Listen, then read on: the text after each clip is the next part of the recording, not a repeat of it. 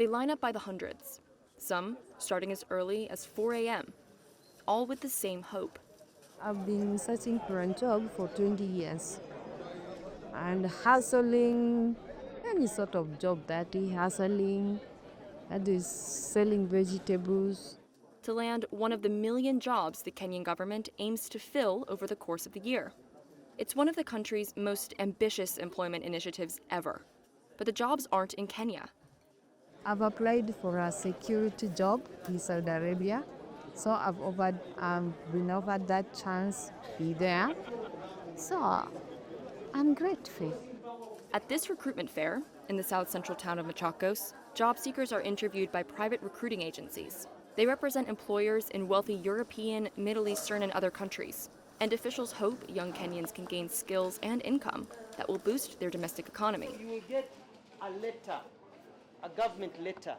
Everybody says when you come out, life will be good. I don't know the place, I don't know where, but because it is outside, I am going. The logic of turning to overseas employment is simple. About 1 million Kenyans enter the workforce each year. Only a fifth find formal jobs. And by 2050, Africa will be the only region in the world with a falling ratio of dependents to working-age people, according to UN projections. Kenya's labor ministry says the government has facilitated the emigration of over 200,000 workers in the past 2 years and aims to send 1 million people abroad a year for the next 3 years. Work in targeted countries pays significantly more, and part of the income is sent home. Asian countries like Bangladesh and the Philippines have long sent workers abroad, but the approach has not been widely embraced in sub-Saharan Africa. So why now?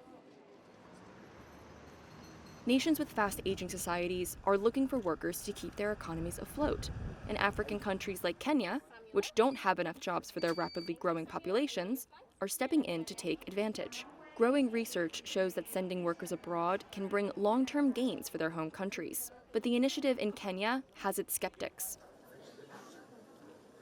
Critics accuse the government of failing to create jobs at home. Many fear a loss of much-needed skills. Others say the process needs to be more formalized to better protect Kenyans from scammers and human traffickers.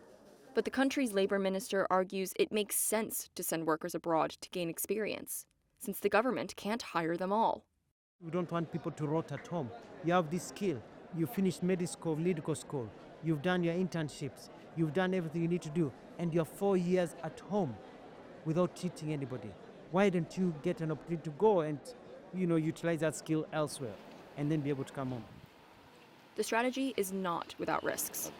There's been a swelling backlash against immigration in Europe and the US recently. Take Germany. It signed an agreement with Kenya in September to relax some requirements for employers keen to bring in skilled workers. But opinion polls there show anti-immigration sentiment is rising. The coalition that struck the deal is facing a snap election, and its left-leaning parties are trailing behind right-wing opponents, pushing for tougher migration policies.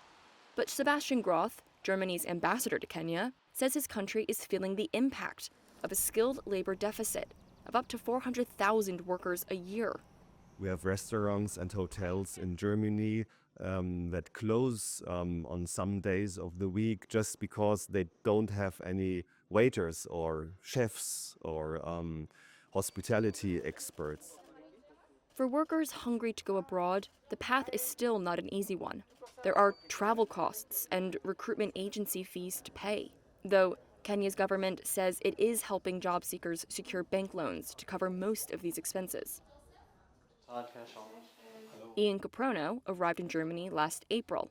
One of 14 Kenyan nursing students, he splits his time between studying and working in a hospital. I'm having a lot of fun. The best part is that we came here as a group. That way we can support each other, and the people here are really helpful. The biggest challenges so far?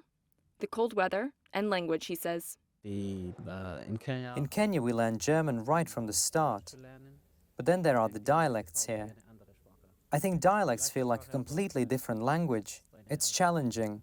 Still, over time, you get used to it.